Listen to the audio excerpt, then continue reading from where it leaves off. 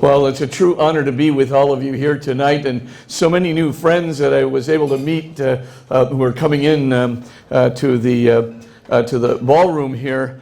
Mike gave a very generous presentation, but I must be honest, there are many other people who are more worthy of such high praise. But one thing is for certain, being a partner with Camille Pauli in an apostolate is like being accompanied by a whirling dervish. I mean, the woman has extraordinary energy, extraordinary creativity. So glad to be with her, and I'll get to introduce her momentarily. Tonight, I just wanted to give an overview of what we do, why we do it, simply because I think we have a method, as the video made clear, a method that really isn't being done by other people. I mean, of course it can be applied in South Dakota and is being applied in South Dakota in schools. We have a couple of a superintendent here who has been very, very nice to us. And so that's a wonderful thing, but we really do want to take it nationwide, and as Camille has already intimated, it's going worldwide too, in England and Canada and India. But my point tonight is why? Where did it start? How? 20 years ago today, so it's not just the 1-year anniversary of Dobbs, it's the 20-year anniversary of Healing the Culture. 20 years ago, we were sitting around trying to think of a way to change hearts and minds, especially of young people. Middle-aged people, of course, great. We had so many confreres, in the older ranks and the more mature ranks, but boy, it was getting really terrible out there in the younger ranks, and we could just see the tide shifting, and it was almost a mystery to us why that was happening, but the real reason for its happening was the fact that they really didn't get why pro-life is truly the best kind of philosophy you could possibly have. Not just the most life-enhancing one, it's the one that's going to rescue the culture. It's the one that is consistent with the principles of culture that make so much difference and has made so much difference to the United States position of leadership. It is not just emblazoned in the works of our founding fathers, it is emblazoned in the works of Christian writers, great Christian writers and Catholic writers. The great Jesuit Francisco Suarez we'll talk about in a moment, who came up with inalienable rights theory. Hugo Grotius, the great Christian writer who was the father of international law, but also a Christian apologist. And also that went to the hands of John Locke, who wrote a book, none other than The Reasonableness of Christianity, and right into the hands of Thomas Jefferson, into the UN Charter of Rights. These things are so much a part of our Christian tradition. They're so much a part of who we are as believing individuals who seek a kind of love, who seek a kind of purpose in life, who seek a kind of, what will we call it, political viewpoint that truly will not only enhance the lives, but protect all the rights, especially the inalienable rights of others. So I just want to give you an overview of how we work, the kind of rhetoric we have that we try to bring into the schools, high school and collegiate schools, universities especially. But the main thing, to grasp for the moment is this, that when we talk to them, we don't want to just give them a line across the table. It's too easy to sort of, pitch a line, have a gimmicky talk that gets things across. They're all wise to gimmicks. It's not going to work. What we knew what was really necessary was what Aristotle said a long time ago. When you've got two opposing sides, it's not going to do any good to shout at each other and get more emotional. You have to detach from the emotion for a moment, and you have to go up to the level of principles. And these principles, what a principle is, it's a foundation of reason, or a foundation of moral, or a foundation of social of justice, a foundation of culture. It's a foundational thing which is so obvious it almost wins universal consent on its very utterance. And so we decided to take these principles, the 10 principles that guaranteed that civilization would persist, that guaranteed that civility within civilization would exist, the ones that were embedded in our Declaration of Independence, the ones that were embedded too in our Constitution as well, but more than that, embedded in our faith, but literally, if I might use the backward expression, the secular culture baptized our Christian principles. And now that they are so baptized and accredited as such important principles, we need to bring them out to our kids again. We need them to see those principles and to see that the pro-life position is consistent, not only consistent, but enhancing of every one of them. And an anti-life position is just a de-enhancer. It is literally a decaying of the principle itself, not just an undermining of it, but an active, destroying of those principles within the culture. If we can show that, then we can show it by first just departing from the issue at hand. Abortion, no abortion. Physician-assisted suicide, no physician-assisted suicide. Okay, we got disagreements. Let's find out what principles are involved here, the fundamental principles underlying not only our Declaration of Independence and the UN Charter of Human Rights, but our Christian Catholic tradition itself. So, the first thing to do is, what kinds of principles do we want? What are the fundamental principles? Well, we face what we might call epistemological relativism. That's just a fancy way of saying we face relativism of the truth in our culture. Honestly, if I go into a classroom, I can expect, this is a collegiate classroom. You can ask Michael Pauly, happens at Georgetown too. You go into a collegiate classroom, and what do you notice? You say, hey, who thinks that virtually every opinion is equal? Everybody, has more or less an equal opinion. We should be respectful and judge that, the opinion is more or less equal in truth value. Half the class is going to raise their hands. Kid you not. Until you say something like, okay, so Newton is better than Einstein. Newton, of course, lived way before Einstein. Einstein made several vast, important, improvements over that. And they go, well, maybe not. And so, again, you get the point where they begin to see there's got to be some criterion for judging who's got a better opinion than another opinion. And so let's call those principles of truth. And so we just try to whittle it down to 3 easy ones where you could say, if it corresponds with these 3 principles, that's likely to be a much truer statement than a statement that doesn't correspond with these 3 principles. Secondly, ethical or moral principles. It was the same thing. We live in an age of moral relativism. You walk into a classroom and what's going to happen? Right? You say to the students, hey, how many of you think that most moral opinions stand on an equal footing with everybody else? Honestly, without reflecting on it, half the class raises their hand. You go, okay, so, maybe Hitler and Jesus are about on the same moral level. You'd adhere to that. Genocide, who cares? Of course they go, no, that's not true. And so again, we needed some principles that would establish what is a very good moral principle versus one that is a destructive or an undercutting of good moral principles. And thirdly, we wanted to get some principles of justice and inalienable rights, things that govern these issues in the public square. They govern these issues on the civil level, and so we also have some principles of rights, justice, and rights. So I'm just going to go through just briefly with you. I'm going to try not to turn your ears into hamburger, try not to put you to sleep, but I want to just give you a sense of why these principles work. Because once you present the principles just in themselves, and you don't talk about pro-life issues, you don't talk about slavery issues, you don't talk about anything, you just talk about the principles, And then you say, okay, now let's apply them to the pro-life issue and to the slavery issue, etc.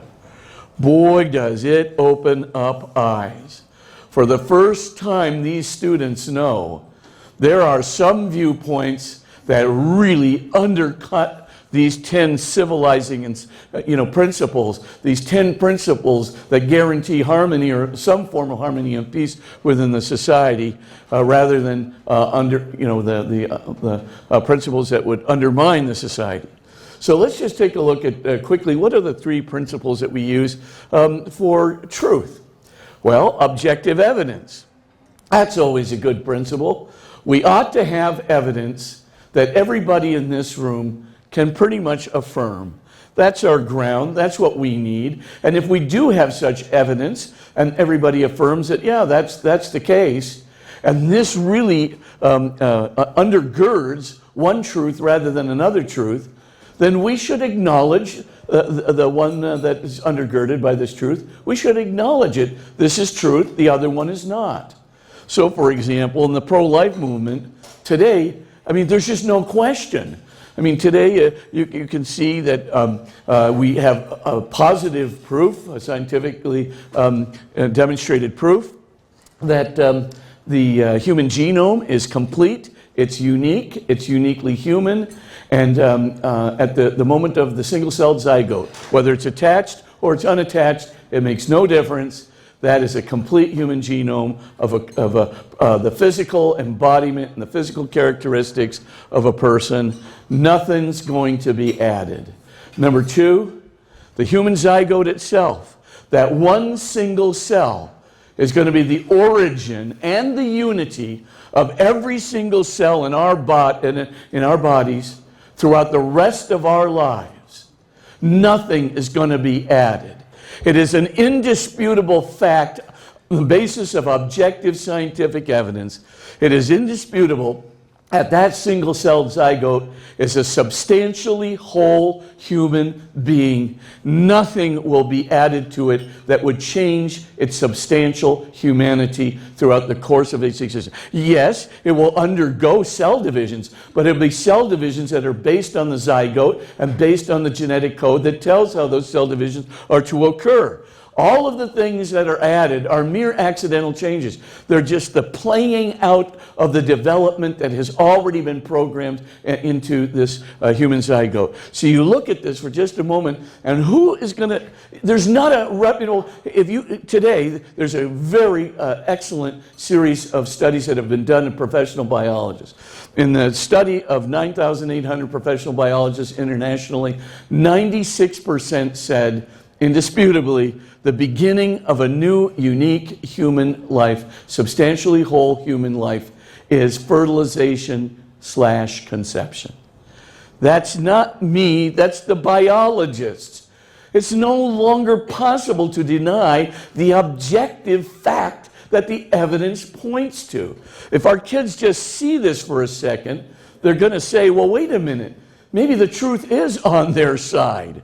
And that is a good thing when that is acknowledged, because it's just one little chink, one little thing to put up there for the kids to recognize. Secondly, we teach them the principle of non-contradiction. And we tell them, like with respect, finally when we come down to it, we say, hey, what do you think about this proposition? That in about 78% of our case law in our country, the pre-born human being actually has rights of inheritance, rights of protection under the law, rights to sue when they are injured, etc., etc. What do you think about that? And then, on the other hand, we have the Supreme Court saying, before it was reversed in Dobbs and Roe versus Wade, we have the Supreme Court saying that there's no evidence or case law that should indicate that the human being, a preborn human being, has the right to life. And they go, is that a contradiction? Do you think? I mean, it's ludicrous that, people get away with it. And the kids go, well, how come nobody challenges it? I said, there's tons of us challenging it, but you need to challenge it. You need to challenge it with your vote. You need to challenge it when you talk to other people. Contradictions are bad things. They get that. And of course, contradictions mean something is awry, something far from the truth. Let's take the third principle that we talk about. This is again the relativity of truth, how to defeat it. The most complete explanation wins.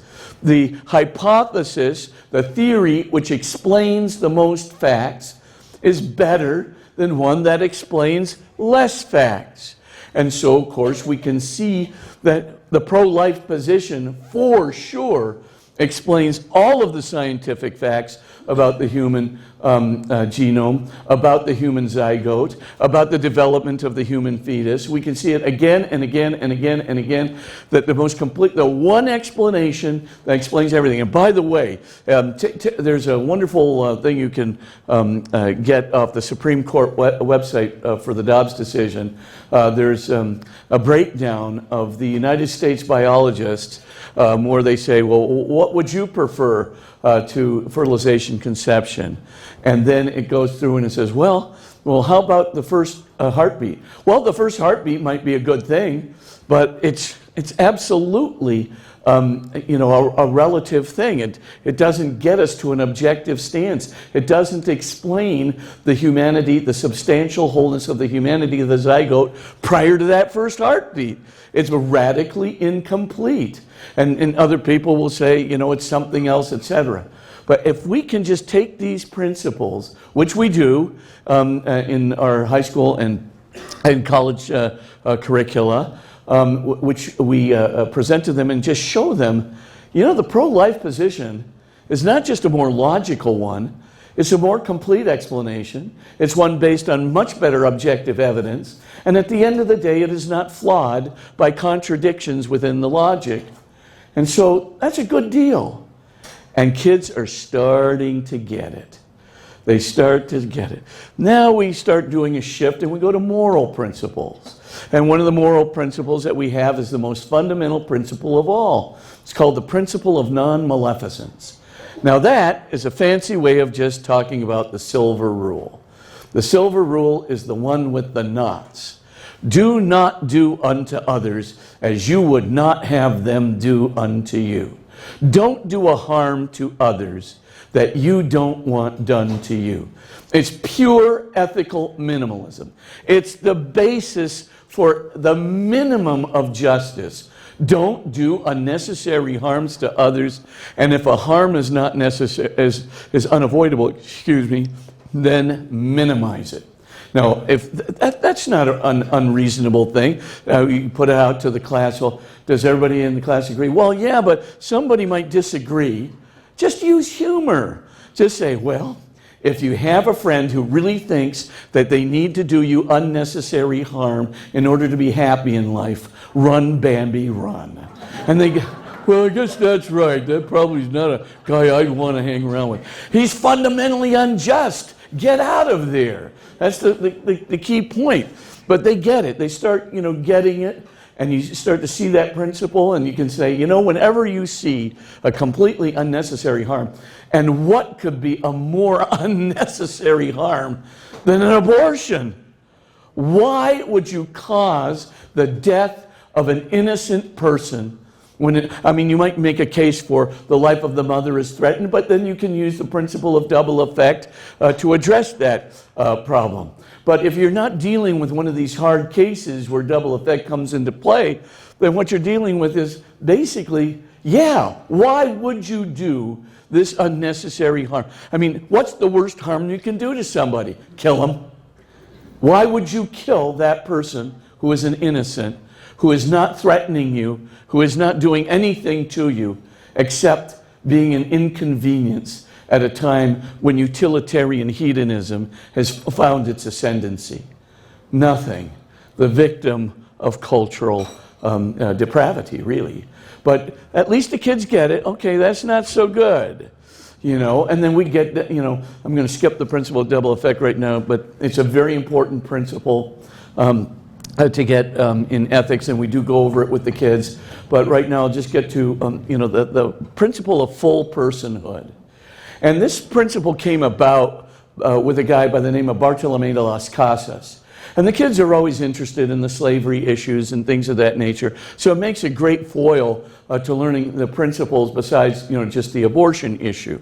So we take a little tour into the world of Bartolomé de las Casas, where we see the Spanish and the Portuguese conquistadores. They are going, madly around killing these Indians. For some of you who saw that movie, The Mission, that's no exaggeration. There were real genocides that were taking place at that time. And Las Casas, who was a lawyer before he unfortunately became a Dominican instead of a Jesuit, but it's okay.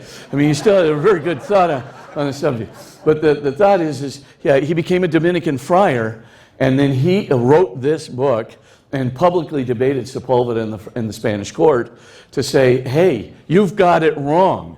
You cannot say that we can kill and enslave these Indian people because they are inferiors. You cannot prove that they are inferiors. You can only prove that they have not reached the same level of culture as Europeans have at this moment. But look at what they've already done. In 10 years, they're starting to build these huge, recensions, these cities. They have great music. They're already doing these things. They're building these immense cathedrals. Their art is fantastic. They're moments away, just literally a generation or two away from being the equivalent of Europeans in mathematical mastery. How can you possibly say that they are not human beings? They possess the same rationality, the same creativity, just because they haven't reached a particular state of development, which is a mere historical accident, nothing substantial in mind at all. You cannot deny personhood to them. And so the idea then for us is to show that what Las Casas was doing was developing that argument. You must assume that the fullness of humanity is there if you have reasonable evidence to see that humanity will achieve that full potential going forward. If you have reasonable evidence of that, and of course in the case of the Indians they did, then you have to basically say they're human beings. They're no more inferior. They just have a little catching up to do, but not an inferior. So of course, once this thing gets out there, you can see how we applied it to the pro-life movement. Hey, you have a substantially whole human being, and everything's there. The programming for every single cell division is there. You got the substantially whole human being. Nothing's going to be added to it in terms of a new human substance. The zygote cell itself will become the origin unity of all the other cells in the body for a lifetime. You look at that and you go, okay, so you're going to say that this substantially whole human being can't be protected under the law because it doesn't have what? 20 cell divisions, 1,000 cell divisions, 1,000,000 cell divisions. What are you going to say? What's the line? Oh, by the way, the development is not finished after birth. You got another trillion cell divisions and things to go right after birth. So when do you want to kill them? When do you want to just stop the sanctioning of the death? Is it 1 year, 2 years? A piercing over Princeton says 2 years old would be good, so long as we can get rid of all the handicapped people early on, right? And of course, you keep going down the line, and pretty much the kids begin to see, oh, wait a minute here. That's all arbitrary. That's just accidental. What really matters is the substance itself. Yes, if you've got a substantially whole human being constituted by a whole genome and a whole zygote cell that's going to be the origin of everything, yes, that's a whole human being. And it's humanity. It's the existence of a human being that should be the point at which personhood, legal personhood with legal protections, that is to say, protections of the life and the liberty of that being under the law, must be put into play.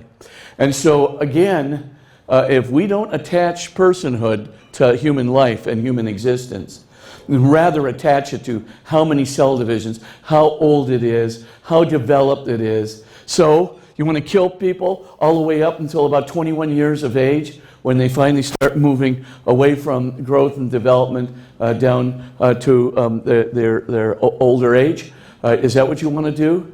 And the kids go, I don't know, I don't think that's a good idea. Yeah, because you're in that group. You might just see this as something important. So, again, they go, well, what do you think? I think the Supreme Court did that in Roe v. Wade. And you guys have to be a judge of that. You think these justices are infallible? The Dobbs ones might be, but not. Just kidding.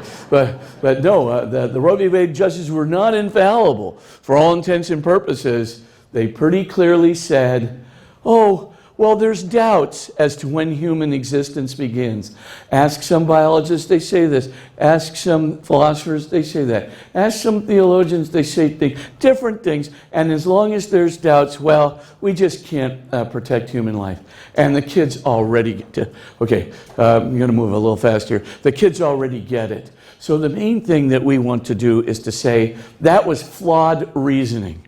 They mixed up substance and accidents. And not only did they mix up substance and accidents, they also said, when in doubt, kill. We've never done that in our legal system, except in Dred Scott versus Sanford. And that brings me to the Dred Scott, the slavery decision, where the justices said, we find no evidence of constitutional rights for black people who came over as slaves. Therefore, we can subjugate them to the superior race. That's what we said unanimously in the Supreme Court, the U.S. Supreme Court. And of course, you look at that and you go, wow, when in doubt, enslave? When in doubt, kill? And the kids are beginning to get it. Now you then go right to the heart of the issue, the justice issue. Right? And now we go to the principles of civility in the culture. It's not just what's moving us ethically. It's not just the ground of truth that we are trying to objectify, but it's justice itself. The first principle is the one that St. Augustine enunciated, almost 1,600 years ago. What did he say? An unjust law is no law at all, because justice is superior to the positive law. Positive law is like a law that's passed by a legislature or is passed, effectively by a court or something of that nature. It's of human production. Every human produced law, every positive law must be consistent with basic justice. And being consistent with basic justice, that would actually help the person in that consistency to overcome injustice. As a matter of fact, in our Declaration of Independence, you can see pretty clearly that the founding fathers said, why are we going to free ourselves from Britain? Well, we're freeing ourselves from Britain because that's an unjust law. And we don't have to accord an unjust law. I mean, we can see it in everybody who's done this. And so, the students say, well, what do you think about abortion? Well, I said it certainly violates the principle of non-maleficence. It certainly violates the most basic form of human justice and ethics. It certainly, kills unnecessarily, et cetera, et cetera. What do you think? Do you think this is an injustice? Yes, of course. It's a positive law that sanctions killing of innocent people. It's unjust. And the light is starting to turn on. And then we talk about Francisco Suarez and how he developed the inalienable rights theory that went to Grotius and Locke and Jefferson and so forth. And when we talk about that, we say, what is an inalienable right? It's an obligation that belongs to me by my very nature. It can't be alienated from me because it belongs to me. It was never given to me by a state. It was never given to me by a court. It belonged to me from the moment of my creation. It belongs to me because of my very human existence, and that's why it can never be taken away from me. Jefferson stated it in the Declaration of Independence.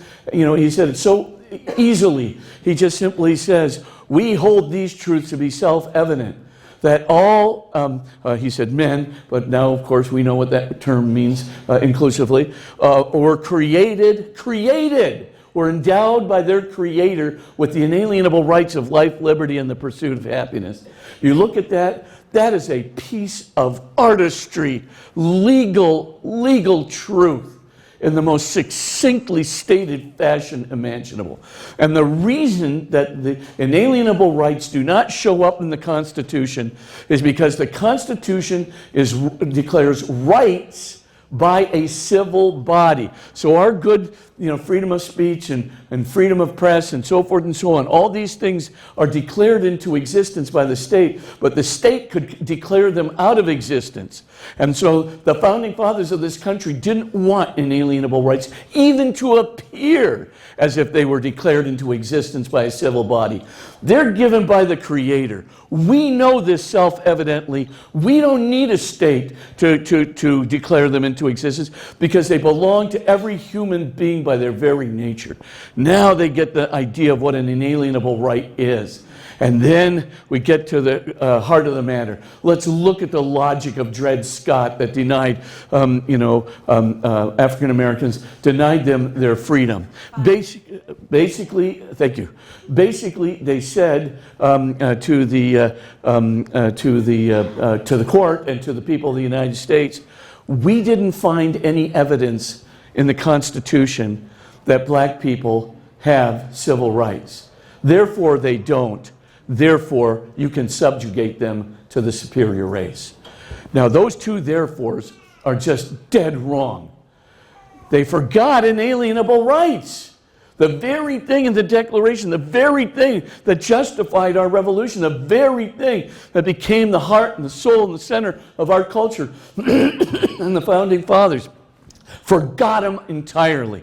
And in Roe versus Wade, we see the same logic. They forgot inalienable rights completely.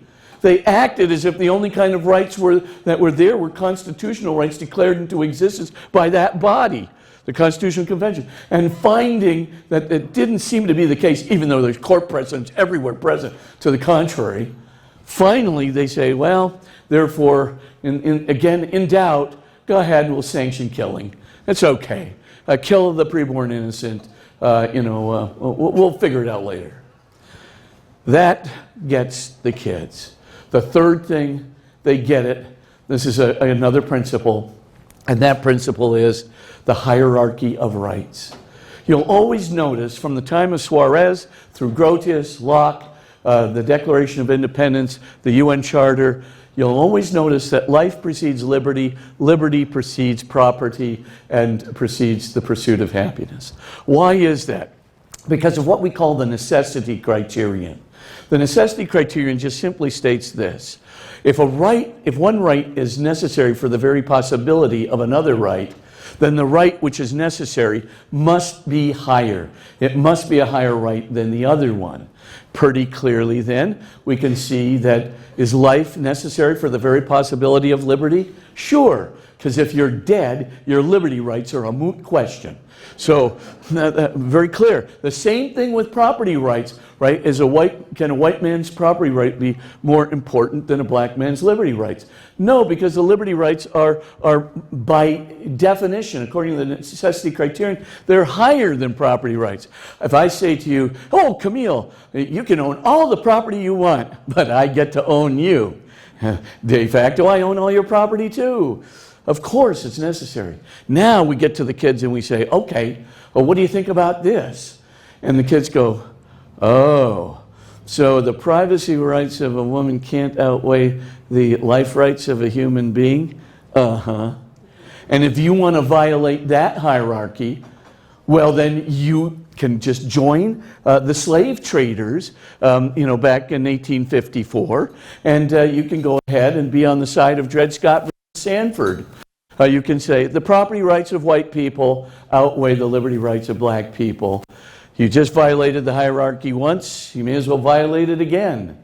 And the kids begin to get it.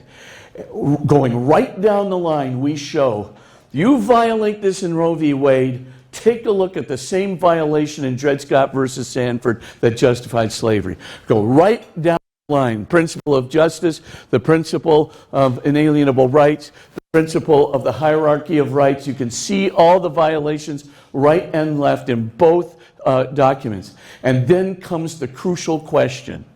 Ladies and gentlemen, so You think you can violate these principles in one place, but you will not violate them in another place? Justify that distinction. How the principles themselves, which are the foundation of all civility, should be relativized to anything else. And they go, oh, you mean I have to be consistent? Yeah, that's part of the principle of non-contradiction. Right up there, principle number 2. And then, of course, that's the kind of the D-Day moment. When we combine this with the evidence from the 4 levels of happiness, we combine this with all the work we do in the categories of discourse, but above all, these principles of civility, they're so important. The secular culture embraces them. If that is the case, then I assure you, many, many students will turn and really change their minds on this. I was just mentioning one on the video there that we had 50% pro-abortion among the students and when we begin the classes, and of the 50% who are pro-abortion, it was turned into 18% more or less after the presentation of these principles and the levels of happiness. In other words, it really works. Principles are the way to go. Getting out of the emotion of the moment is the way to go. Getting them to think is the way to go. Embracing civility is the way to go. And then you show them that this came out of not only the great Constitution, Declaration of Independence, but also came out of Christianity itself. It really was the work, the inspiration of Jesus Christ and those who followed him. Thanks so much for supporting this approach to the pro-life movement.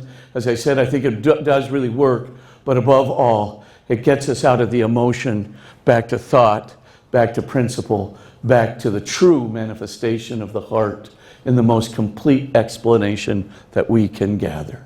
Thanks so much for your attention this evening.